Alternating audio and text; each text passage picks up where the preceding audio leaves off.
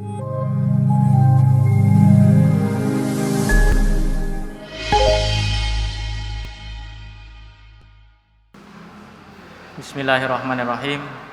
Assalamualaikum warahmatullahi wabarakatuh. Innal hamdalillah nahmaduhu wa nasta'inuhu wa nastaghfiruh wa na'udzu billahi min syururi anfusina wa min sayyiati a'malina. May yahdihillahu fala mudilla lahu wa may yudlil fala hadiyalah. Wa asyhadu an la ilaha illallah wahdahu la syarikalah wa asyhadu anna Muhammadan abduhu wa rasuluh. Allahumma shalli ala Muhammad wa ala alihi wa sahbihi ajmain. Subhanaka la ilma lana illa ma 'allamtana innaka antal alimul hakim. Allahumma 'allimna ma yanfa'una wanfa'na bima 'allamtana wa zidna ilman wa hudan wa tuqan wa salahan ya rabbal alamin. Amma ba'du. Alhamdulillah, Bapak Ibu yang saya hormati, pada kesempatan Sabtu pagi kali ini Allah masih berikan kepada kita kesempatan dan kesehatan ya. Tadi setelah subuh saya lihat di selatan itu kayak nikung nggih Bapak Ibu sekalian. Ada kelap-kelip seperti petir, mungkin di daerah sana hujan atau pripun, tapi di sini alhamdulillah Allah berikan suasana yang cerah. Semoga kita tidak lupa untuk bersyukur kepada Allah Subhanahu wa taala. Yang nomor 2, salawat serta salam selalu kita aturkan kepada Nabi Muhammad sallallahu alaihi wasallam, kepada keluarganya, kepada para sahabat, kepada para tabi'in dan tabi'ut tabi'in dan seluruh umatnya, dan semoga kita termasuk umat yang istiqomah teguh untuk mengerjakan ajaran-ajarannya sehingga kita termasuk di antara orang-orang yang nanti mendapatkan syafaat pada hari kiamat. Amin ya rabbal alamin.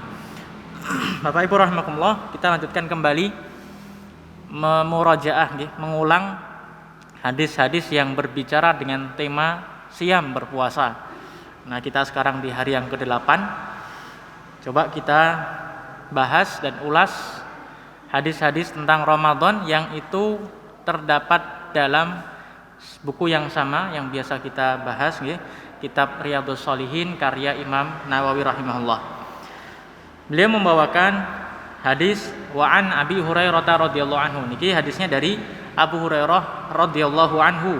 Qala, beliau berkata, qala Rasulullah sallallahu alaihi wasallam, bahwa Rasulullah sallallahu alaihi wasallam bersabda, qala Allahu azza wa jalla. Nah, ini Allah Subhanahu wa taala berfirman.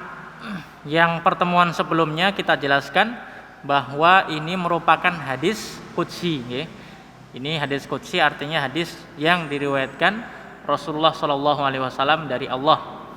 Tentunya Bapak Ibu yang saya muliakan, ini termasuk firman, niku termasuk firman Allah Subhanahu wa taala, tetapi berbeda dengan Al-Qur'an. Berbeda dengan Al-Qur'an. Sama-sama firman Allah, tetapi tidak boleh misalnya dibaca dalam sholat, dan pahala membacanya pun tidak seperti kalau Bapak Ibu membaca atau tilawah Al-Qur'an yang setiap hurufnya itu terdapat kebaikan-kebaikan yang sangat banyak sekali. Allah berfirman dalam hadis qudsi ini, kullu amal ibni adam lahu illa siyam, bahwa seluruh perbuatan anak Adam, artinya seluruh perbuatan kita itu ya untuk kita sendiri, kecuali illa siyam, kecuali puasa. Nah, nanti kita akan sampaikan apa yang dimaksud dengan firman Allah Subhanahu wa taala dalam hadis qudsi ini. Fa innahu li wa ana ajzi bihi, karena sesungguhnya siam itu Bapak Ibu rahimakumullah adalah amalan yang khusus untuk Allah Subhanahu wa taala. Walaupun semua ibadah itu enggak untuk Allah. Ya, tidak ada kok kita sujud untuk selain Allah Subhanahu wa taala, tidak ada kita memohon berdoa kepada selain Allah Subhanahu wa taala. Semuanya untuk Allah. Tapi Bapak Ibu yang saya muliakan, ketika Rasulullah sallallahu alaihi wasallam menyampaikan hadis qudsi ini bahwasanya puasa itu ya untukku, karena pada zaman itu, pada zaman masa jahiliyah, kan di situ dikenal sebagai masyarakat yang masih menyembah berhala. Mereka sujud di depan patung yang mereka buat sendiri, ya mereka mempersembahkan sembelihan, mereka melakukan hal-hal peribadatan lainnya. Tapi tidak ada sama sekali di antara mereka yang beribadah kepada berhala, patung-patungnya itu dengan cara berpuasa. Nah, ini menjadi garis bawah. Artinya puasa itu ya untuk Allah Subhanahu wa taala, karena itu satu-satunya bentuk ibadah yang tidak pernah dilakukan oleh orang-orang Arab jahiliyah. Kalau mereka menyembelih untuk selain Allah, itu terjadi. Kalau mereka sujud kepada patungnya, itu ada. Tapi buatan enten ceritanya kok mereka itu melakukan siam atau puasa untuk berhala yang mereka buat. Jadi ini Bapak Ibu merupakan kekhususan ibadah yang khusus.